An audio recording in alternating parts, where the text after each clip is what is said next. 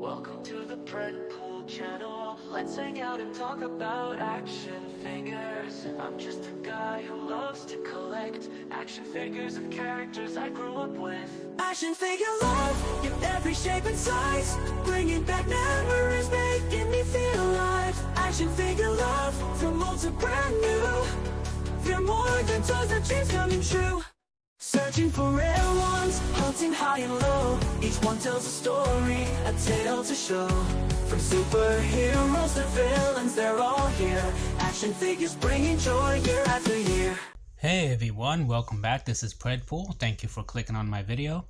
Today we're going to be discussing, or me actually expressing, my thoughts on this new Super 7 Deluxe Lion-O, which is now available in retail stores, mostly right now in Target. So basically this is a new subline that they're making, selling their figures. Some of them are updated articulation, others are just same figures but made a little bit different paint with less accessories also. So here we have Lion-O, which is on a new buck that they are now introducing for Lion-O. There's going to be a different version with the light up lights, light up eyes that is going to be available, that one can get. But this one is against their new deluxe version, which it's also, again, it's going to be on the new buck that they created. So it's not going to be so much a review this time. It's just more observations, my thoughts on this figure. Offhand, when I first got this figure, I was like concerned about how pale he looks. But once I had him in hand, I got used to it.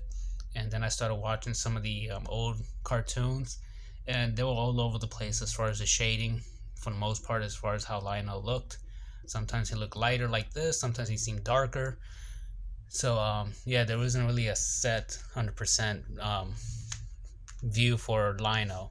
Now Super 7 for the past has been given more of a dark tone, whether it be kind of orangey or like a brown. For this version, again, they went with the lighter look to him. So what's different with this Lion-O compared to their previous versions, they changed the articulation on his elbow. So now you don't see the pin here, and it's a different type of articulation here.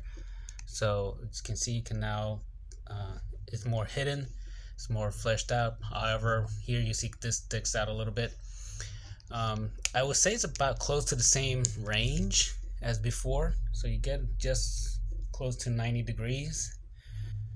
Something that I do like is the waist articulation here. So now we have, you can bend quite a bit back and enough for the front. I don't know, because mostly of his belt here that's blocking or hindering, but it's not the greatest, but it's not the worst.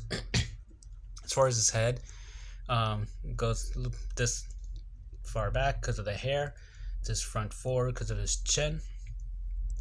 He's a little bit, he gets side to side, so you can get a little bit of attitude.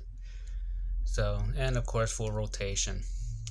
As far as his hand, this one is neat because finally they can do up and down. So, and then he has pretty similar to as he had before, but it's more ratchety and single elbow, single jointed knee, my bad. And he does have here his rocker. So what I really want to talk about, even though I kind of want to actually do a review now, is talk about the price point on this figure, or as far as the deluxe line that they're now introducing to sell in retail, such as in Target.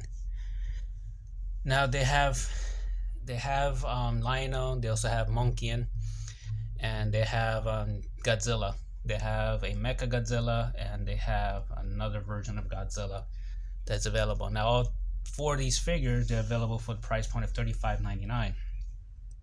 Do I feel it's worth it? In Lion-O, I kind of let it slide because we are being offered the new articulation, the new version.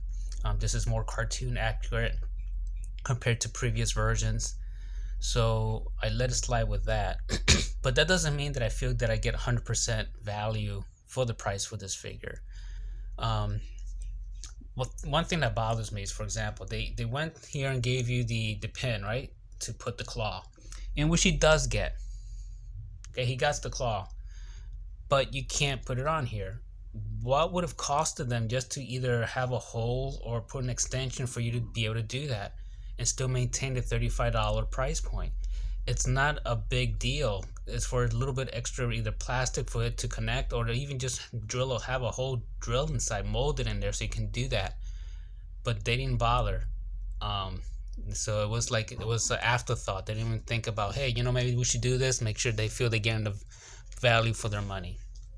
So the only two accessories you'll get the claw, and of course, you have to have the Sword of Omens, which it's the only painted or deco you get is the Thundercat symbol, but it's not painted here. Which, okay, fine, it doesn't get painted, but they could have included the shortened version also, but they didn't do that. So you're paying $35.99 plus tax, etc., for this figure, and truly is the bare minimum that you're getting.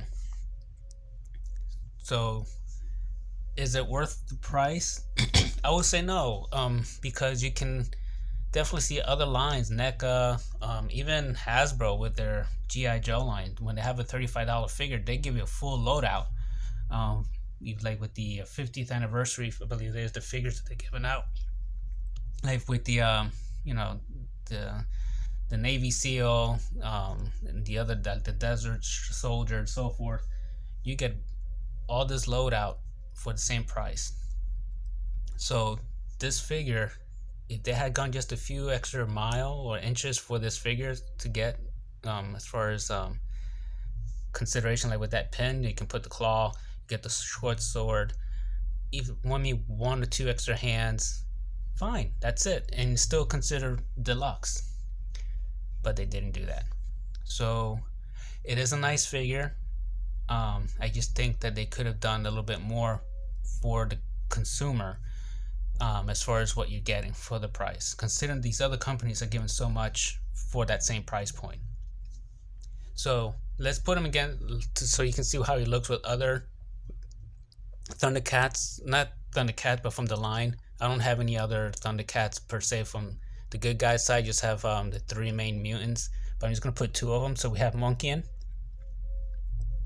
and this is the original version. This is not the new deluxe version. And I have Slithe. Okay, so he's fairly decent. He fits in quite well, I think. Slithe does still have a cartoon look. He has a cartoon look.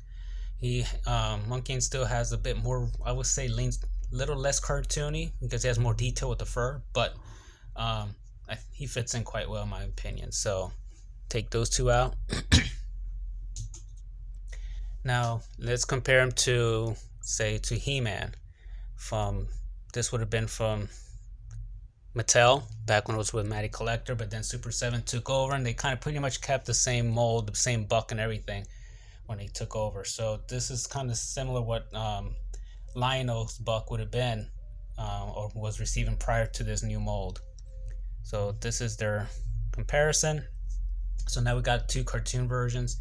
We got Super Tan HeMan, and we've got Arctic freezing looking line. Sorry, I'm being mean, but yeah, we got here, in comparison, you can see a really big contrast as far as the skin tone. Now you can also mix them in with Animal Wars of the Kingdom, which they have some cat figures. You can make up some new Thundercats if you want to throw them in. So that's pretty good, like as far as army building, etc. Now let's say you want to compare them to some bigger figures. So here we have Loose Collector, the white werewolf. Okay, so I'm gonna already get him in the screen. Just back up a little bit. There we go.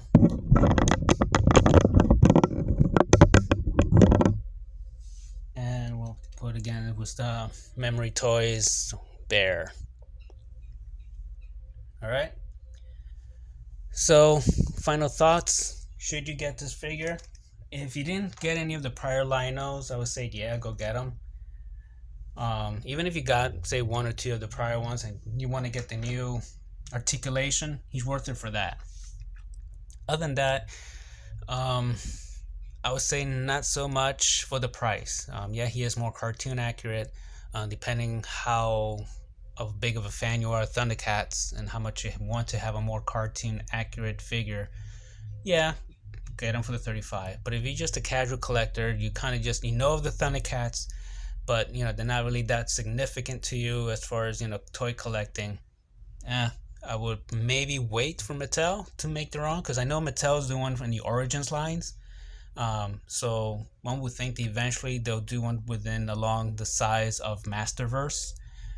So the rumorville, or as far as Mattel mentioning that Thundercats is coming in the Origins line, one would think they down the road they may include those in the Masterverse type size.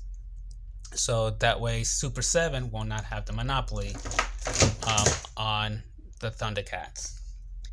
Alright, so that's my 2 cents on this figure. I hope it was helpful. If you find them, decide for yourself whether you want to get them or not. I have them. I'm going to keep them. Right now, he's the only Lion-O that's more decent out of all of them. Do I still think the price is fair? No, but it is what it is at today's market and what Super 7 charges for their figures. Alright, please like and subscribe, and I'll see you in my next video. See you later.